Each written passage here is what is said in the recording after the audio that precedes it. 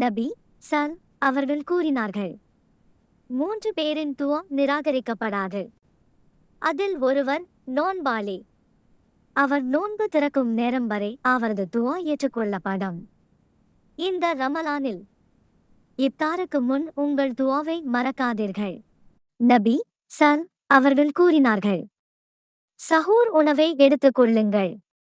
அதில் நிச்சயமாக பரக்கத் உள்ளது. அதனால் அதிகாலை நேரத்தை வீணாக்காமல் அல்லாஹ்வின் ஆசீர்வாதத்தை பெறுங்கள். நபி சல் அவர்கள் கூறினார்கள், ரமலானில் உம்ரா செய்வது என்னுடன் ஹஜ் செய்ததற்கு சமம்.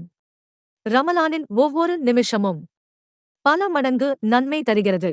இப்னு அப்பாஸ் ரலி அறிவிக்கிறார், ரமலானில் நபி சல் அவர்கள் அதிகமாக தர்மம் செய்தார்கள்.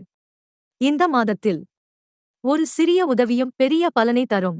இந்த ரமலான் நமக்கு மன்னிப்பும் பரக்கத்தும் ஜன்னத்தும் தரட்டும். ஆமீன்.